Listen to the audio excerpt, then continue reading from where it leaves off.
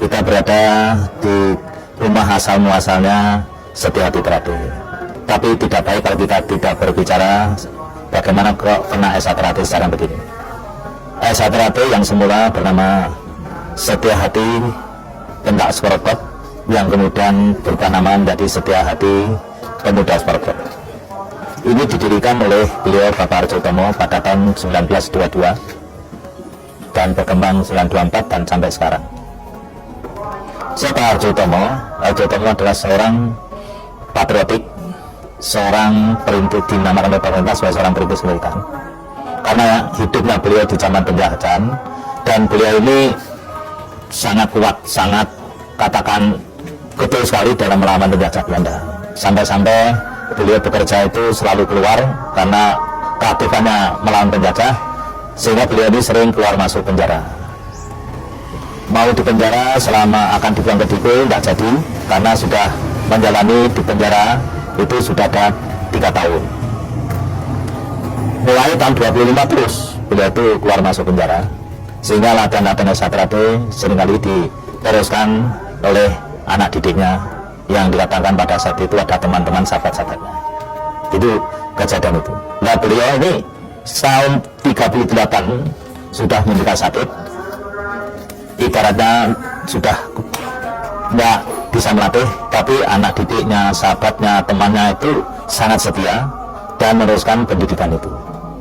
Tahun 42 waktu Jepang masuk, maka S.A. Terapi disepakati di dalam, katakan itu musyawarah bersama-sama katakan S.A. Terapi kala itu, atas usul yang namanya Suratmo Surangpati, tokoh Indonesia Muda, mengusulkan S.A.P.S.C, S.A. Pemuda Sportclub, dirubah namanya menjadi Setia Hati Terapi. S.A. Terapi itu mulai tahun 53 setelah tidak perguruan lagi menjadi organisasi persaudaraan. Jadi S.A. Terapi itu bertumbuh pada Pasuduluran. Ini terbukti waktu saya kecil di Surabaya ada S.A. Terapi dipimpin oleh Pak Darsono Arjindro. Kemudian di Mojokerto ada S.A. Terapi dipimpin Pak Wedono. Di Madiun ada S.A. Terapi dipimpin Pak Arjotomo, Pak Tomo Mangkujoyo. Nah, kemudian di Solo ada S.A. Terapi dipimpin Pak Murtaji. Ada di Jogja yang dipimpin oleh Pak Sayo. Ini tidak ada hitam di atas putih sebagai hitam, tapi tujuan utamanya sana, untuk didik, menjadikan manusia berbulu tak ada salah. Bagaimana mencapai ini? Ya, oh, melalui pencak silat. Kok melalui pencak silat? Oh, ternyata pencak silat indahkan pendekar. Pendekar itu indahkan orang yang selalu membela kaum yang lemah. Kalau penjajah melawan penjajah. Oh, kalau gitu saya tahu baik. Loh, terus ilmunya apa? Ilmunya mengenal jati dirinya sendiri. Karena setelah mengenal jati dirinya sendiri, kita tidak akan sulit mengenal orang lain. Karena orang mengenal jati diri berarti harus mengakui kelebihan dan kekurangannya. Nah, berarti persaudaraan itu menjadi rangkaian antara satu tiga cabang. Iya, hubungannya.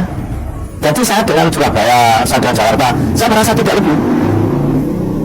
Hanya ada rasa saling menghormati. Kelebihan bagaimana? Belum tentu. Yang Jakarta itu lebih rendah. Nah, itu kekurang. Kita bukan kekurang. Kita senang. Saudara Jakarta, saudara di Bandung lebih hebat, senang. Bedanya situ. Hubungannya yang benar persaudaraan. Lalu dengan rasa hormat menghormati, itu yang jadi. Pak, kembali ke rumah ini, bahwa harapan Bapak terhadap keluarga Setia Hati ke depannya dengan apa? Ada rumah ini, Pak, harapan Bapak apa, Pak? Harapan saya pada saudara saya, tahu jika bakalnya ini seperti ini, maka rumah ini yang saja mau saya jadikan museumnya S.A. Terapi, sehingga saudara kami bisa mengaca. Bukan seperti ini, berarti ada perjuangan yang gigih bisa hilang. Dan bangunan yang sekarang ada di S.A. Terapi itu tidak ada melibatkan 1 orang, 2 orang dan minta bantuan dari pemerintah, dan enggak. Itu murni dibiayai S.A. Terapi, tapi bukan murni dibiayai oleh oknum S.A. Terapi. Enggak. Oh, bisa, nyatanya bisa. Dan alhamdulillah dulu-dulu S.A. Terapi bisa menyadari, memahami. Yang saya inginkan kerukunan, kebersamaan, lillahi ta'ala akan membantu. Itu yang ada. Itu bagi saya, apa nasihat almarhum Mas Imam sepiro kepiting sangsara yang tinampa awong dadi coba. Semua keungsaran pasti ada cobaan-cobaan. Nah, dengan cikal bakal di rumah beliau ini kita merasa bangga, tapi saya juga prihatin ternyata tempatnya ini harus lagi. Saya tadi merintahkan Pak Pariwun nggak usah nunggu lama-lama, mulai besok tolong diperbagi sehingga kalau ada tamu itu rasanya itu kita nggak malu barang gitu. Nah, itu yang sekelumit secara asal